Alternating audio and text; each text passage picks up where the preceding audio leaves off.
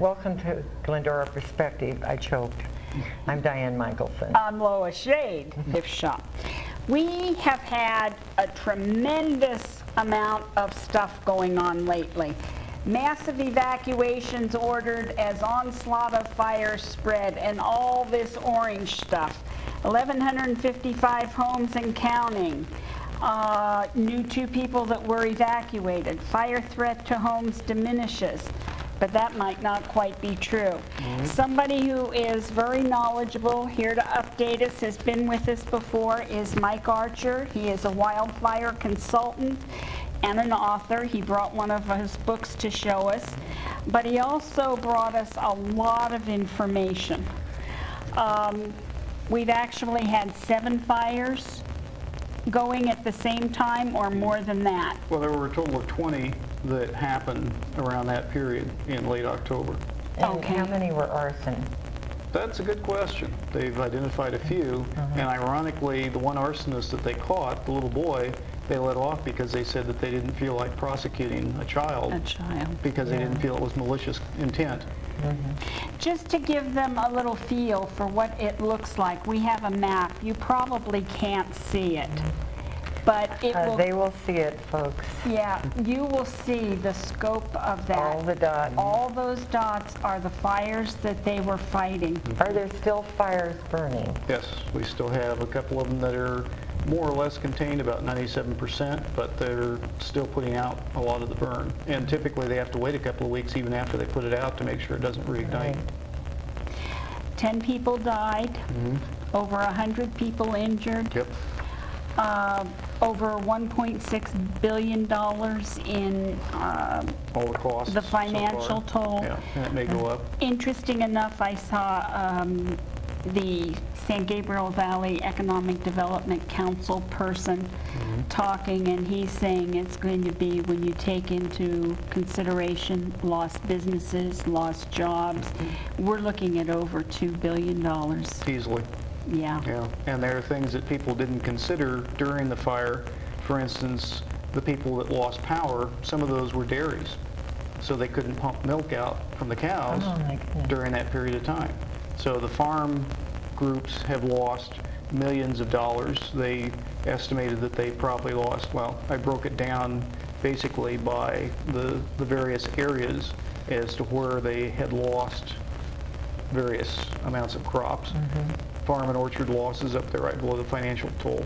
42.6 million in San Diego County, 15 million in Riverside County, 10 to 15 million in Ventura County. And a lot of these were orchards. You've probably heard the avocado crop was hit quite hard. But there will be other fallout from this one. Australia had major fires in their grape growing areas. It polluted the grapes, so when the wine came out, it didn't taste right. Oh, Yeah. a little. And I would know that. We're looking at 2,300 automobiles lost in San Diego County. I think one of these pictures I had was the Rancho Bernardo destruction, which is just row and row and row of houses. Yep. 2,000 homes destroyed. In San Diego County alone, they had the automobiles, the homes, all this crop land. Yeah. San Diego County's a disaster area. It is. And for the last few years, they've been living hand to mouth because they don't tax their people as much as certain other counties do. And they don't have a way to recover it, especially with the housing prices going down. There was just a news item that came out today that said that there's going to be a state shortfall of $10 billion in revenues because the housing prices have gone down and therefore the tax revenue goes down. People are being foreclosed on and so forth. So they're going to be short money on the order of $10 billion there. Yeah. Never ending. You know, it was interesting. My 2 daughters live in Orange County. Both of them ended up with house guests when that fire really hit and they started the evacuations because one couple had gone off on vacation, left grandma to babysit, so the one daughter brought grandma and the 3 kids home to her house. My daughter rescued another human being to her house. I called the Red Cross and volunteered my home to take in a family. But he has an interesting statistic here. Population displacement over 500,000, the largest since the Civil War. Yeah, and the little note that I have after that about the Motel 6 encounter, I was staying in Motel 6 down in Temecula because we were there to film the Martin Mars. I was doing an interview for military.com, and we saw this one lady come in, and she was just devastated. She says, we had to evacuate our home. She says, do you have any rooms available? And they said, we're sorry, but we're booked up because this is an evacuation center here at the motel. And so she doesn't know where to go. She says everybody's raising the rates and so forth. And fortunately, we had a cameraman with us who went back home. He didn't stay, so we were able to give them his room. She just broke down and cried. She says, I don't know what to do. Well, maybe people should call these motels during these times and give them your phone number. Yeah. So you could place them. And the Santa Anas are popping up again. They I are. don't know how strong they're going to be, but it could ignite some of these fires again. There was an issue of planes. We heard debate on some of the news shows. The fact is, there was a charge that they didn't get the planes up fast enough, and then there was a counter response to that we couldn't get them up. The winds were blowing. Right.